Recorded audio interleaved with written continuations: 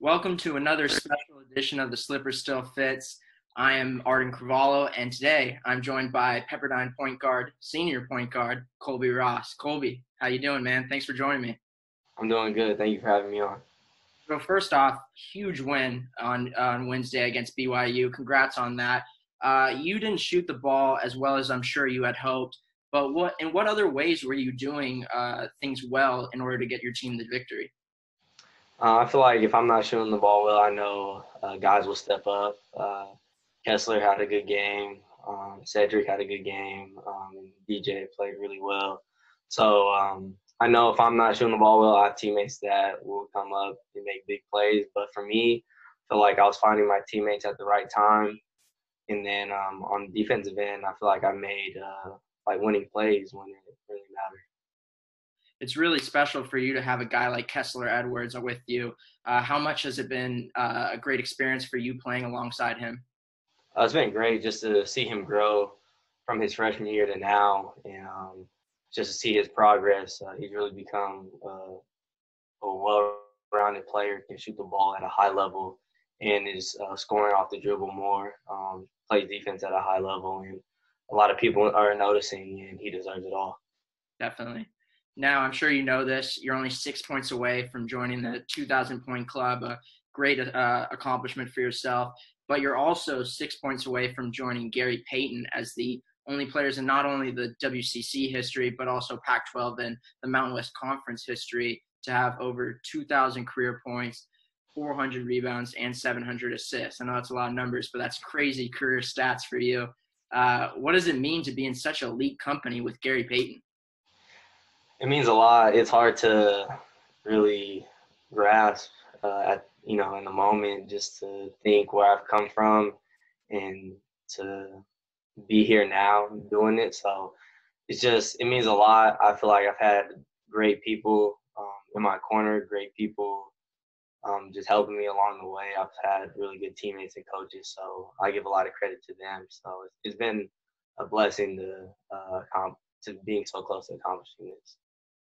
Now let's look ahead into tomorrow's game against number one Gonzaga. Got a lot of experience playing against them throughout your career. You've already played them once this season. What have you learned about this team throughout your career playing against them, and also what did you learn against them playing this season? Just every for me, I feel like I'm ready to play them every time because they're going to be a top 10, top 5 team in the country every year. That's a given. They're coached really well. I coach Few. He does a really good job. So you just know they're going to play hard for 40 minutes, and if you're not executing, they're going to execute well. So you got to be locked in for 40 minutes. Got to be playing the right way because, especially this year's team, if you don't have good offense, they're going to be good in transition, and so they just have a lot of weapons, and they could play with a big lineup or small lineup. So you got to just try to adapt and try to get them out of their rhythm. Like you said, there's a lot of weapons on this team. So this next question might be a little tough, but is there any one player that stands out from the whole bunch?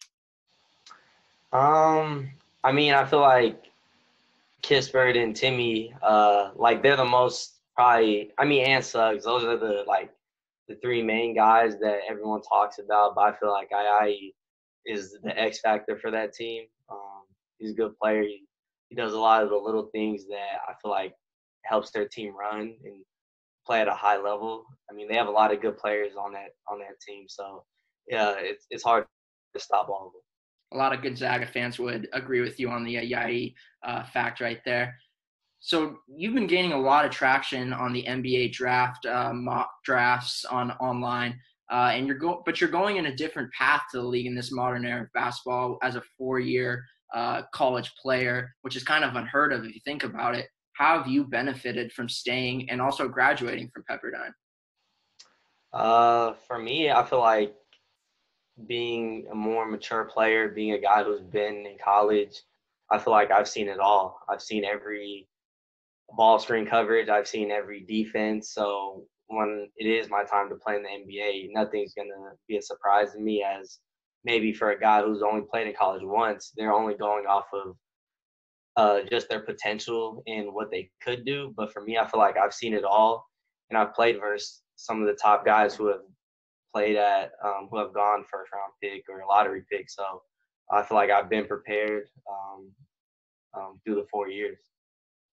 So you're obviously going to have a look at from a lot of NBA franchises. If they came up to you and they were to ask you, what do you feel like is your best basketball attribute or skill? What kind of answer would you give them?